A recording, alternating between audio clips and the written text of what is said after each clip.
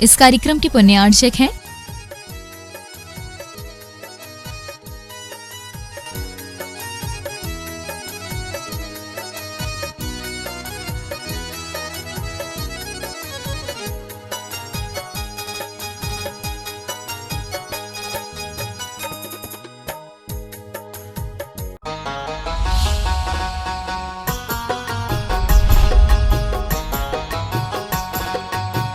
जो भरत आप जानते हो, भरत चक्रवर्ती घर में रह करके वैरागी थे, कुछ वैरागी नहीं थे।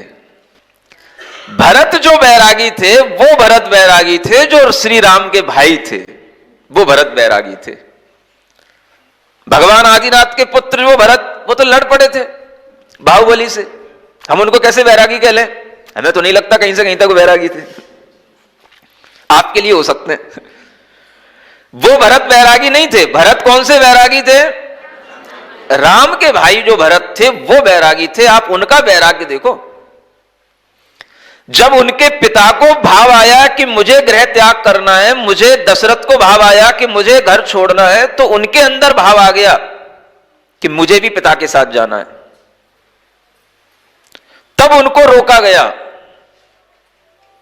मातृमोह के कारण से उन्हें वहां रुकना पड़ा, और उस रुकने के बावजूद भी उन्हें वह साम्राज्य दिया गया, राम का साम्राज्य, के भाई आप इसके राजा बनो।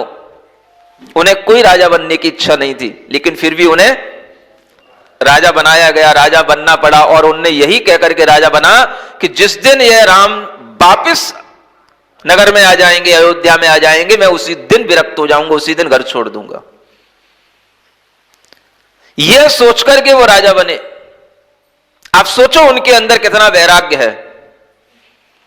वो जा रहे थे, मां ने रोका, भाई ने रोका, जबरदस्ती उन्हें राजगद्दी दी, और राजगद्दी देने के बाद भी फिर उनने विचार किया कि राजगद्दी तब तक जब तक मेरे भाई नगर में वापस नहीं आ जाते।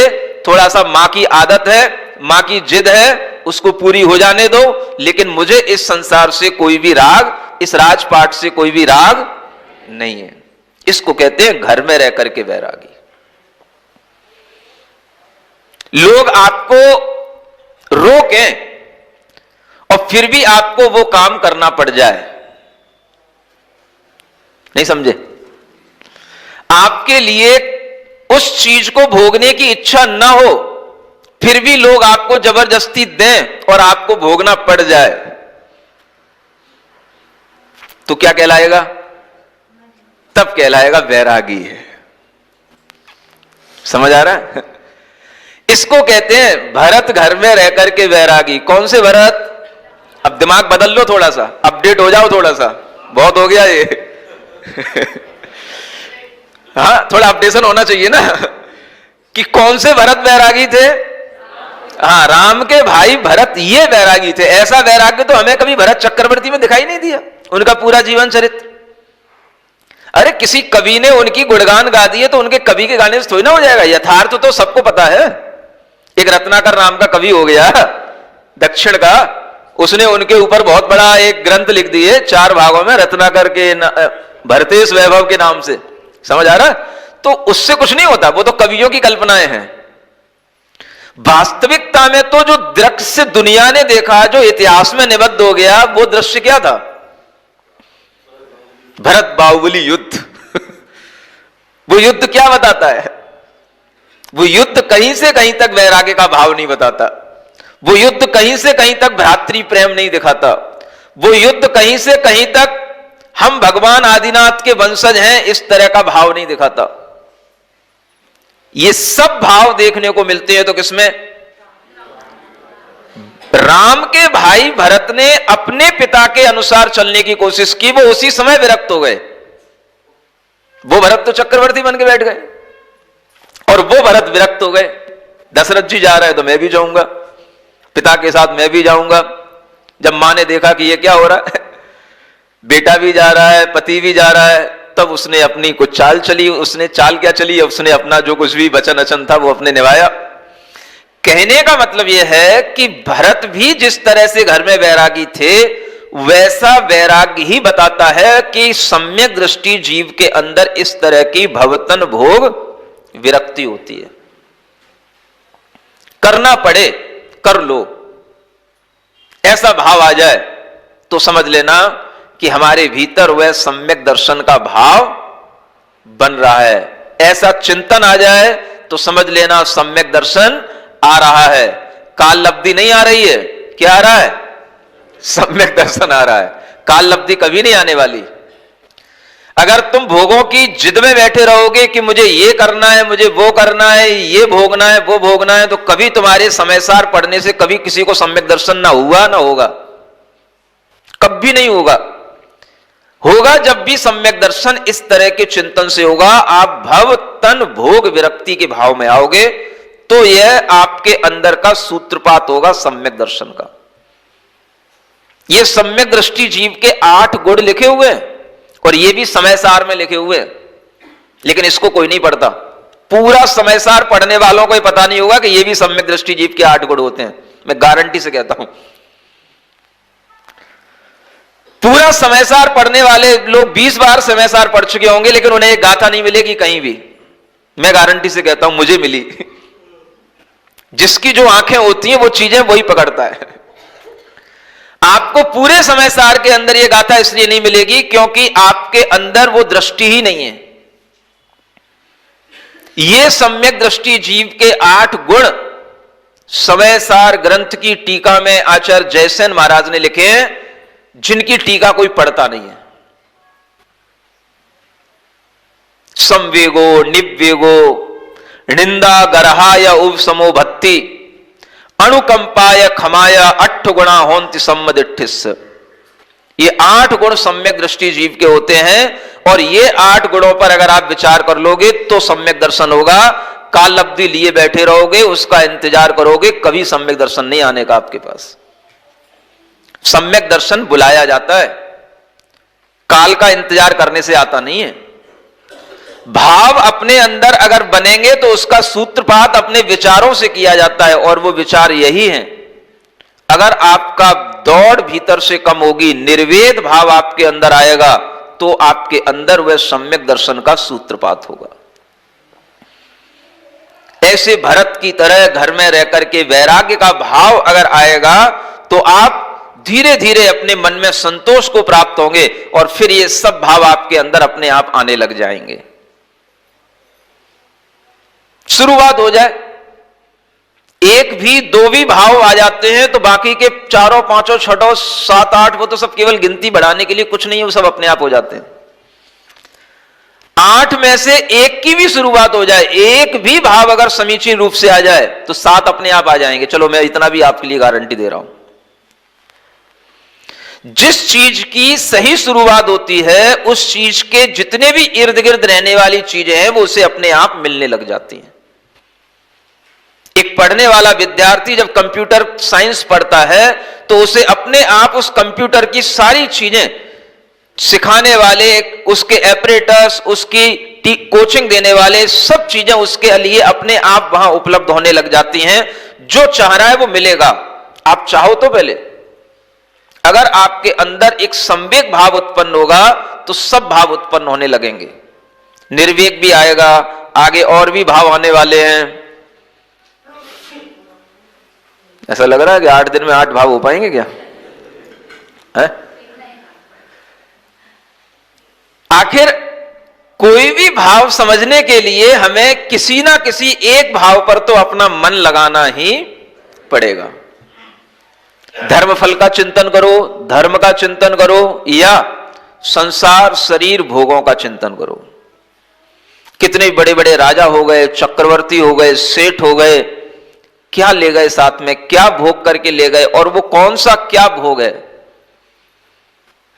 आप तुच्छ कहना चाहिए ज्ञान होता है, तब तक हमें तुच्छ चीजों में आनंद आता है। ज्ञान जब विशाल हो जाता है तो फिर विशालता में आनंद आता है। सिर्फ ज्ञान की बातें और कुछ नहीं है। अगर आप कभी भी ये देख लो कि देवों के सुख कैसे होते हैं, चक्रवर्तियों के सुख कैसे होते हैं, तो आपको लगने लगेगा कि ये जो हम मनुष्यों के सुख हैं ये सब कीड़ों मकोड़ों जैसे सुख हैं। भवनवासी देवों के कल सुख पड़ रहे थे। भवनवासी देवों के, स्वर्ग के वो वैमानिक देवों की तो बात ही छोड़ो, भवनवासी देवों के भी इतने सुख हैं कि वह स्वतंत्र हैं हर तरह से सुख भोगने में।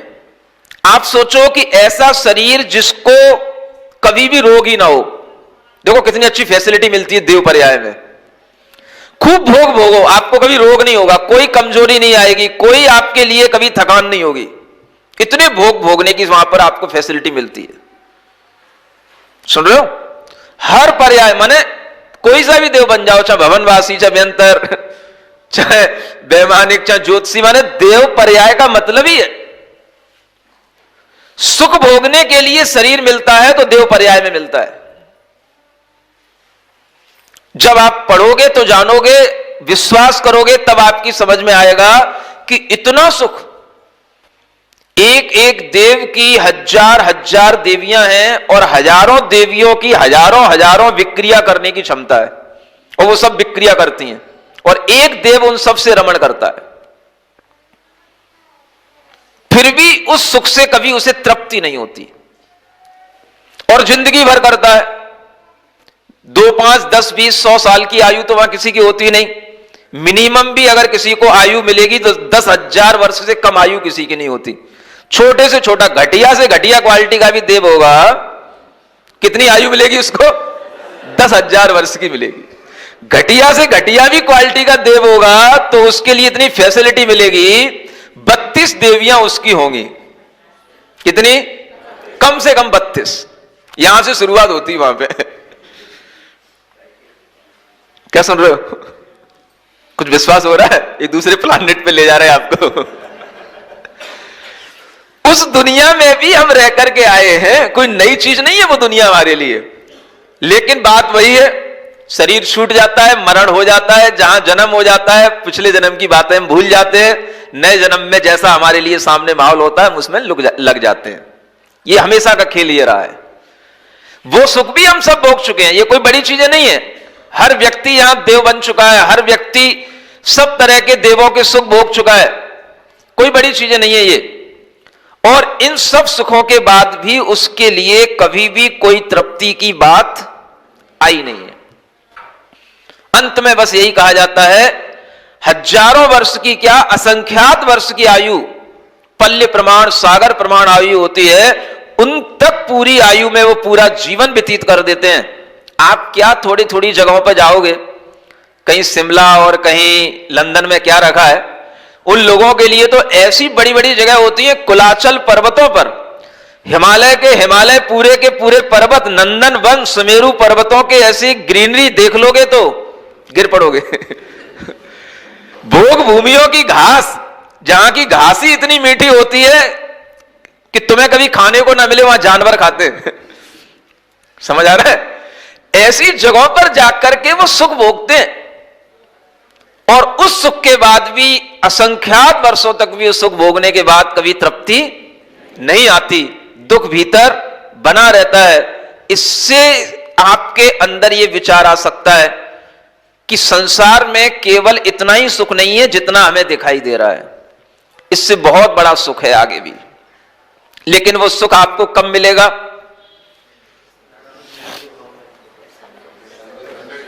समझ आ रहा है? धर्म धर्म फल प्रीति। अच्छी क्वालिटी का भी अगर सुख चाहिए तो धर्म और धर्म के फल में प्रीति उत्पन्न करना शुरू कर दो। अच्छी क्वालिटी का सुख, नहीं तो ये घटिया क्वालिटी के सुख में ही परेशान होते होते सुसाइड करते रहोगे, कुछ नहीं मिलने का यार। मतलब सुसाइड करने का मतलब ही है कि आदमी घटिया क्वालिटी के सुख में दुखी हो करके मर गया और कुछ नहीं पाया उसने।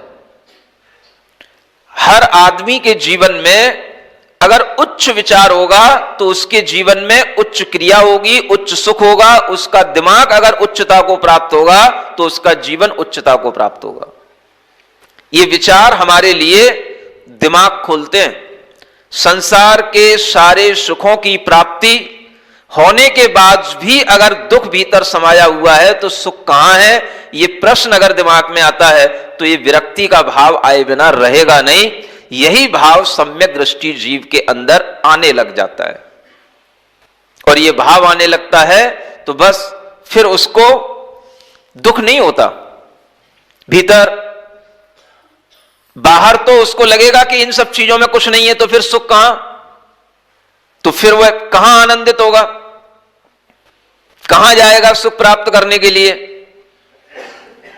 बोलो, यहां बैठ करके भी आपको दुख मिल रहा है, सुख मिल रहा है? पूछ तो लूं भाई, इतनी देर से दुख और सुख की चर्चा हो रही है? बोलो बोलो, सुख मिल रहा है, सही बोल रहे हो? बैठा ले रखूं? वह सुख अगर वास्तव में मिलता है तो अपने आप फिर आदमी की दौड़ उस ओर होने लग जाती है जहां उसे लगता हो कि हां वास्तव में सुख और शांति का कोई भाव आता है। तो ऐसे प्रवचन सुनने से, ऐसी जिनवाणी सुनने से ही आता है। तो ऐसा आदमी अपने आप फिर सुख की दौड़ लगाने के लिए तत्पर हो जाता है। यह सुख की दौड़ अगर इस ओर लगने लग जाएगी तो फिर आपके लिए वो दिन दूर नहीं जब आपको पूर्ण सुखी होने का भाव आपके सामने आ जाएगा। सुख की दौड़ इधर लगनी चाहिए, घर से मंदिर की ओर। क्या समझ में आ रहा है?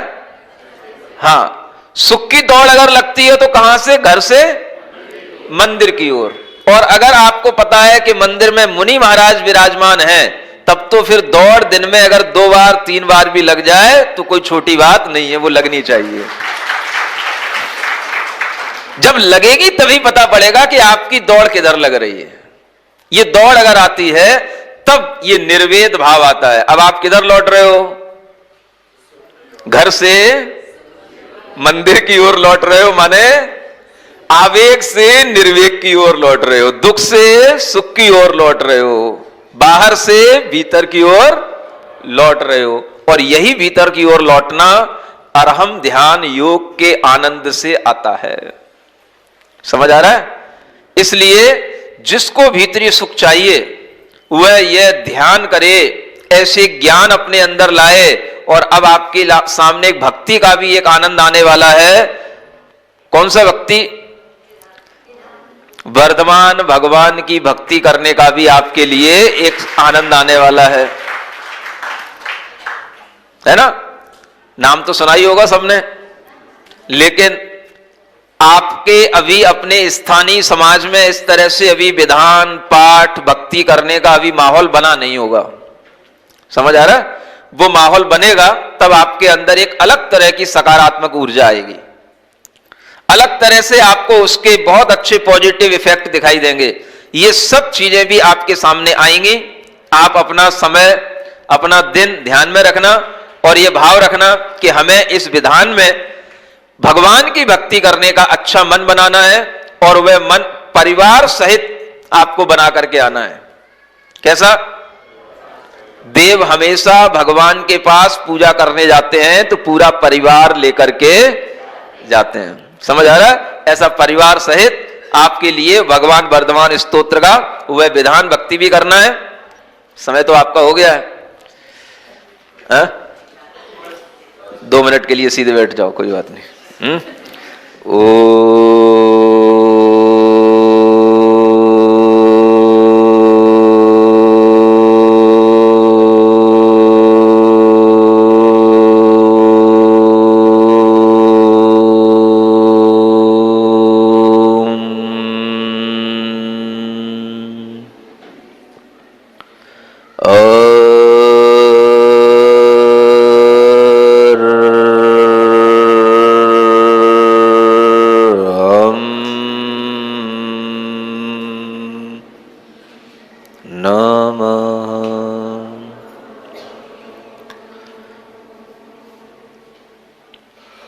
दीर्घनाद ओम अरहम नमः का यदि आप दिन में एक साथ 10 बार करते हैं तो आपको कभी डिप्रेशन नहीं होगा, आपको कभी मस्तिष्क की बीमारियां नहीं होंगी।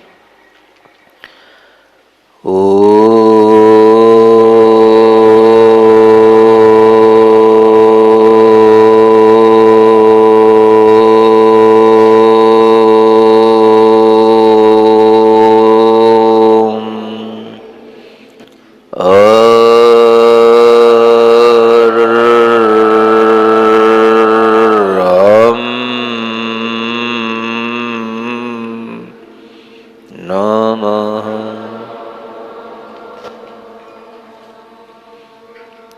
जो लोग अपने मानसिक विचारों से परेशान होते हैं, रात्रि में सो नहीं पाते हैं, चिंताएं भय घेरे रहते हैं, उन्हें इस तरह का अरहम नाद रात्रि में सोने से पहले किया जाए तो उन्हें निश्चित रूप से सब तरह की मानसिक बीमारियों से निजात मिलेगी।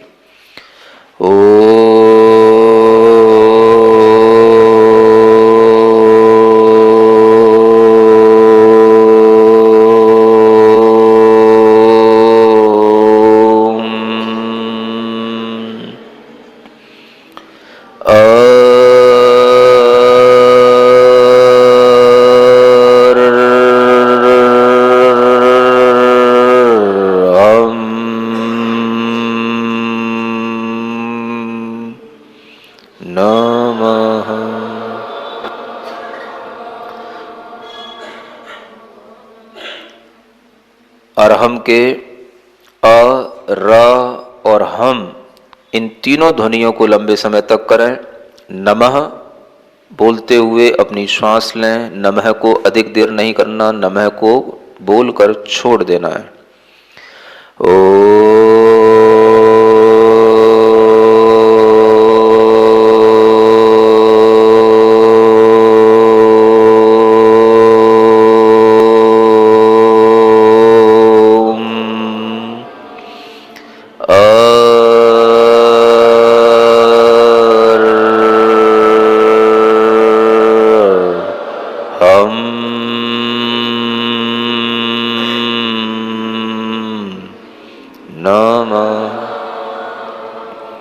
हम की ध्वनि मस्तिष्क में गूंजे। ओम के साथ श्वास छोड़ते हुए और अरहम के साथ श्वास दूसरी लेते हुए इस मंत्र का उच्चारण किया जाता है।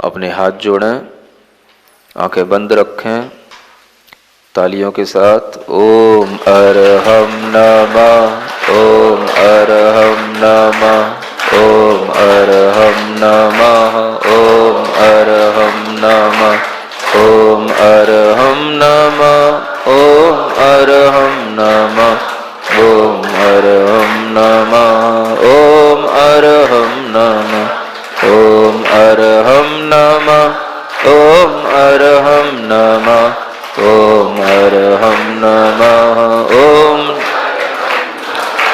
ओम अरहम नमः, ओम अरहम नमः, ओम अरहम नमः,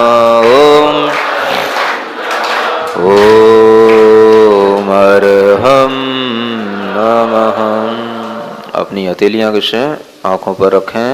ओम अरहम परम शांति, ओम अरहम परम शांति, ओम अरहम परम शांति।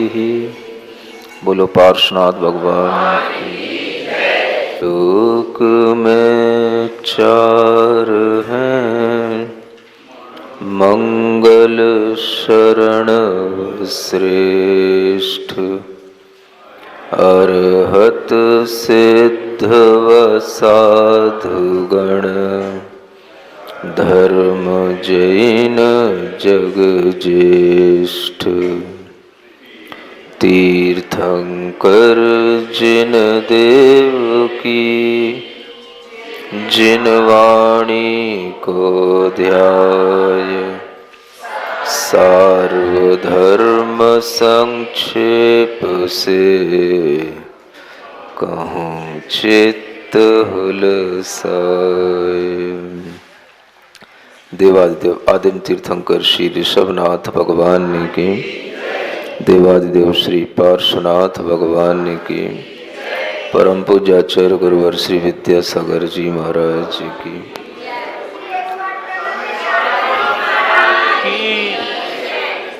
पूज्य मुनि श्री चंद तृतीय ढाल के 9 छंदों का पाठ करते हैं। निश्चय से सब जीव शुद्ध हैं, एकेंद्रिय या सिद्ध विधि व्यवहार बताता किस विध हो सिद्ध योग कषायों के ही कारण आत्म के परिणाम तिनको ही गुण थान कहो है। संख्य प्रमाण जो कोई ज्वरवान पुरुष को सब कुछ कड़वो लागे, त्यों मिथ्या दृष्टि जीवन को जिनवर वचन न भावे। प्रथम कहो तिन में मिथ्यात्व, पंचवेद और आनो एकांतिक विपरीत विनय सह संशय ज्ञान बखानो। दो नय में एक ही को माने, सोए कांति कहावे। केवली कबला हार बतावे, वह विपरीत रहावे।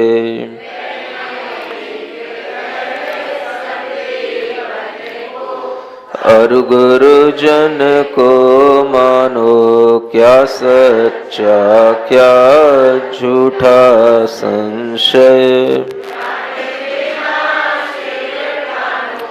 गुण स्थान पहले से जीव, चौथो पंचम सातें कोई भी एक प्राप्त कर सके।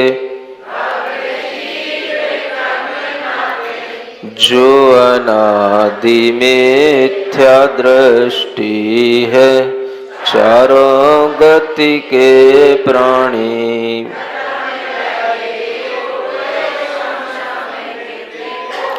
पंचलब्धि वश ज्ञानी, सप्त प्रकृति का उपशम जिनको।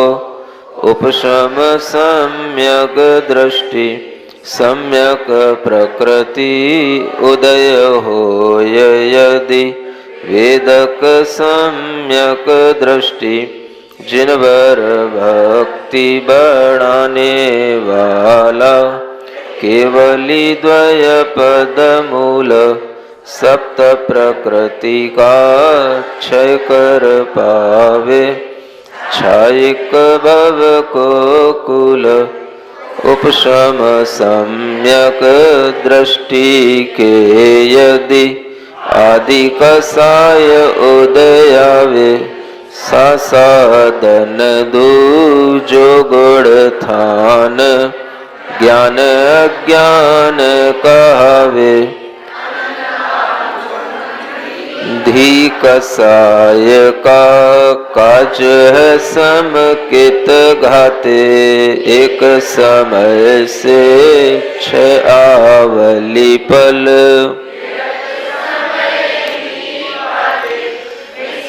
प्रकृति दूजी कसाय के उदय समय में तीजा गुण स्थान चौथा पंचमया छठवें से भी तीजा सादी बनाय यदि मिथ्या दृष्टि पहले से भी तीजा अंतर मुहूर्त काल बाद फिर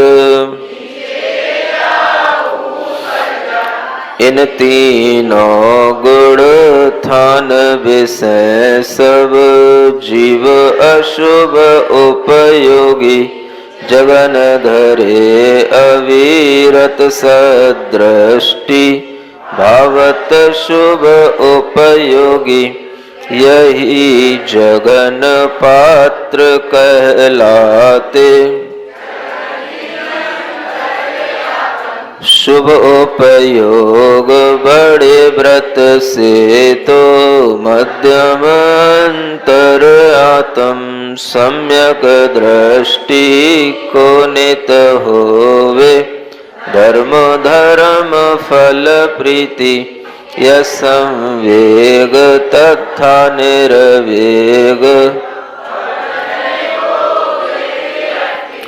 आत्म साक्षिका में अगनिंदा गरहा गुरु से कंपा उपशम भाव क्षमा परिणाम सर्व प्राणी अनुकंपा। यह नई छेडाला के तृतीय ढाल का 9वें छंद का व्याख्यान पिछले दिनों से चल रहा है। जब भी किसी भी जीवात्मा में परिवर्तन आता है तो उस परिवर्तन के माध्यम से उसकी यात्रा बाहर से भीतर की ओर होने लगती है और उसी भीतरी परिवर्तन के जो भाव हैं वो भाव यहाँ बताए जाते हैं। जो भाव उस गुण स्थान के अनुसार होंगे उस जीवात्मा के भीतर जब एक नई विशुद्धि उत्पन्न होगी, एक नया उसके भीतर एक वातावरण निर्मित होगा, तो वह किन किन भावों से अपने आत्मा को जोड़ करके रखेगा, इन भावों की चर्चा यहाँ पर की जा रही है। शास्त्रीय भाषा में इसे अविरत सम्यक दृष्टि जीव कहा जाता है। सैद्धांतिक भाषा में इसे चतुर्थ गुण स्थानवर्ती जीव कहा जाता है और आध्यात्मिक भाषा में इसे मोक्ष मार्गी कहा जाता है। ध्यान की भाषा में इसे अंतर आत्मा कहा जाता है। दान की भाषा में इसे जघन्य पात्र कहा जाता है। इस तरह से यह अनेक अनेक तरह के प्रारूप उस अविरत सम्यक दृष्टि जीव के लिए अलग अलग रूप से कहे जाते हैं। एक सामान्य गृहस्थ भी अपने जीवन में परिवर्तन लाता है, मिथ्यात्व को छोड़ करके सम्यक्त्व को उपलब्ध होता है। अपनी बुद्धि, अपना विश्वास जो विपरीतता की ओर था, उससे ऊपर उठ करके वह जब समीचीन चीजों पर विश्वास करता है, राइट बिलीव उसके अंदर एक आता है, तो वह बिलीव भी तभी आता है जब उसे सब चीजें जो लोक में यथार्थ जिस रूप में है उसी रूप में उसे ग्रहण करने में आए। इस तरह का एक भाव जब उसके अंदर आता है तब वह धर्म से भी प्रीति करता है, क्योंकि धर्म का भी सही अर्थ तभी समझ पाता है। धर्म का अर्थ यहां किसी संप्रदाय से नहीं, किसी विशिष्ट भगवान की पूजा से नहीं, किसी मंदिर से नहीं। धर्म का अर्थ यहां पर अपने आत्म स्वभाव को पहचानना है। धर्म का अर्थ अपने आत्म स्वभाव की ओर आना है। धर्म का अर्थ अपने आप को जानना और अपने आप में ही स्थित होना है। एक तरह से कहें तो ये बड़ा अच्छा धर्म लगता है जिस धर्म में व्यक्ति कम से कम अपने से अपना परिचय पाता है। किससे? अपने से अपना ही परिचय पाता है। अधिकतर संसार में क्या होता है, हम सब एक दूसरे का परिचय लेते हैं, एक दूसरे से परिचित होकर के ही हम प्रसन्न होते हैं, लेकिन सम्यक दृष्टि जीव अपना परिचय पाकर के प्रसन्न होता है। उसे भीतर से इस बात की प्रसन्नता होती है कि मुझे अपना ज्ञान मिला। दूसरे का परिचय भी अधूरा रहेगा जब तक आपको अपना परिचय न हो। इसलिए हर व्यक्ति को अपने बारे में जानने की उत्सुकता होनी चाहिए। मैं क्या हूं, इस विषय में जितना प्रश्न आपके अंदर आएगा उतना ही आपके अंदर एक उत्सुकता आती है, और वह उत्सुकता ही आपको सही धर्म से जोड़ती है। जब व्यक्ति अपना परिचय लेता है तो जिससे उसका परिचय होता है उसी से उसको प्रीति भी उत्पन्न होती है, नहीं होती? किससे आपको परिचय हो गया? अगर अपने आप से परिचय होगा तो अपने आप से प्रेम भी उत्पन्न होगा। दुनिया में लोग दूसरों का परिचय लेते हैं, दूसरों से ही प्रेम करते हैं, अपने परिचय से हमेशा अनभिज्ञ रहते हैं और अपने को कोई प्रेम नहीं करता। क्या सुन रहे हो? इसलिए हर कोई चाहता है आप मुझे प्रेम करो, मैं आपको प्रेम करूं। सबकी मेंटलिटी यही रहती है। आप हमें चाहो, हम आपको चाहें, आप हमें लाइक करो, हम आपको लाइक करें। ये मेंटलिटी जब तक रहती है तब तक यह भी एक विपरीतता चलती है बुद्धि की, और इसके कारण से वह कभी भी अपने जीवन में सुख नहीं प्राप्त कर पाता।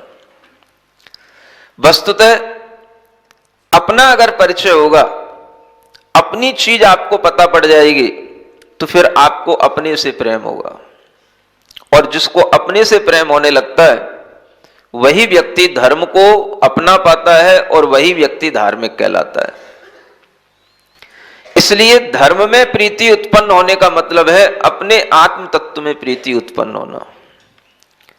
जब आपको इस तरह का अपने से प्रेम उत्पन्न होगा तो आप संवेग भाव में आएंगे। आपके अंदर यही भाव संवेग कहलाएगा, और इसी संवेग भाव के साथ में आप अगर दुनिया में रहेंगे भी तो भी आपको दुनिया के किन्हीं भी चीजों से कोई आसक्ति नहीं होगी।